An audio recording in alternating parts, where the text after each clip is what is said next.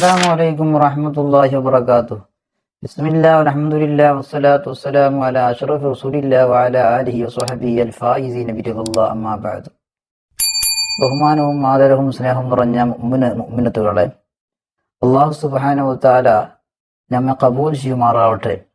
പരിശുദ്ധമായിരിക്കുന്ന റമളാൻ മാസം ആഗതമാവുകയും ആയതുകൊണ്ട് എൻ്റെ മുഅ്മിനുകളെ, പരിശുദ്ധ റമളാനെ സംബന്ധിച്ചിട്ട് ഒരുപാട് ക്ലാസ്സുകളും അതുപോലെ തന്നെ വീഡിയോസുകളും അതുപോലെ തന്നെ ഇൽമുമായി ബന്ധപ്പെട്ട പലതും നിങ്ങൾ കേൾക്കുകയും കാണുകയും ചെയ്യുന്ന സന്ദർഭത്തിൽ നമ്മുടെ ഈ ചാനലിൽ, അതായത് ഓരോ ദിവസവും വ്യത്യസ്ത വിഷയങ്ങളായിട്ട് നിങ്ങളുടെ മുമ്പിൽ വരുമ്പോൾ സാധുക്കളായ നമ്മൾ ഒരുപാട് ഇൽമു മനസ്സിലാക്കുകയും ജീവിതത്തിൽ പകർത്തുകയും ചെയ്യുന്നു.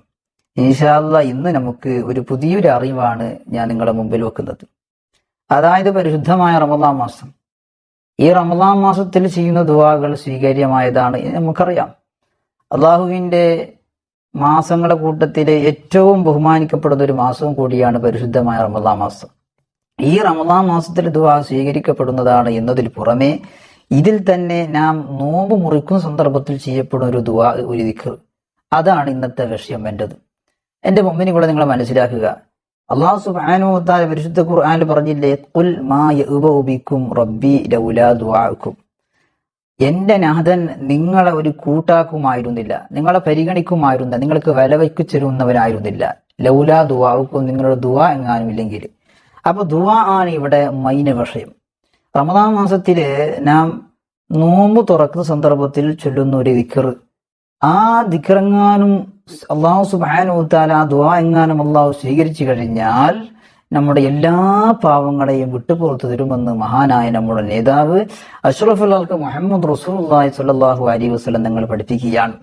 അനസ് റളിയല്ലാഹു തആല അൻഹുവിന്റെ റിപ്പോർട്ട് ചെയ്യുന്ന ഹദീസിൽ അത് കാണാം.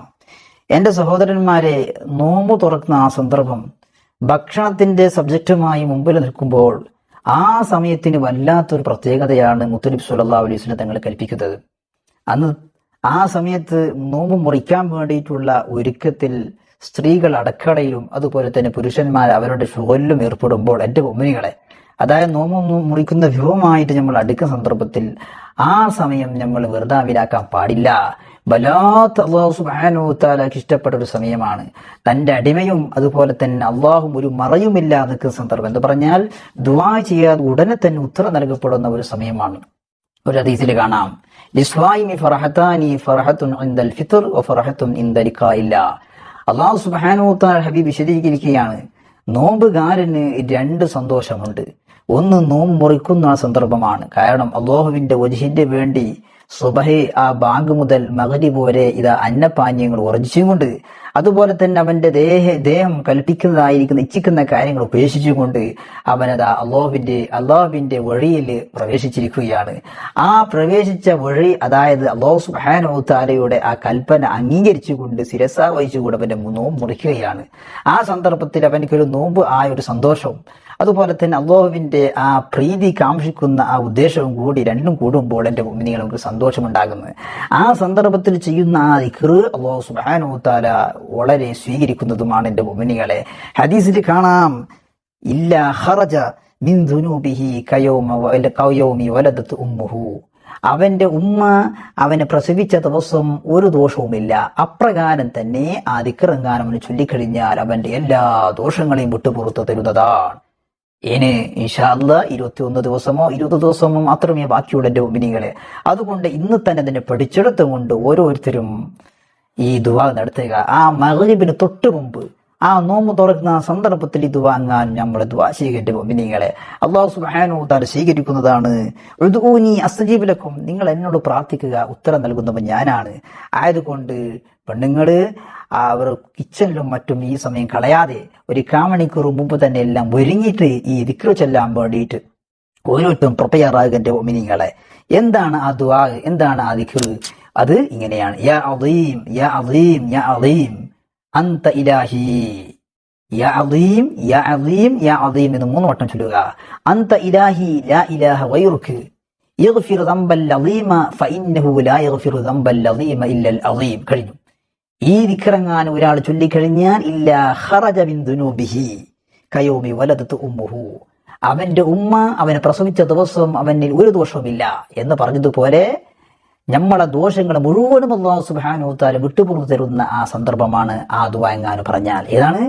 യാ അദീമു യാ അദീമു യാ അദീം അൻത ഇലാഹി ലാ ഇലാഹ ഗൈറുക ഇഗ്ഫിർ ദംബൽ അദീമ ഫഇന്നഹു ലാ യഗ്ഫിറു ദംബൽ അദീമ ഇല്ലൽ അദീം.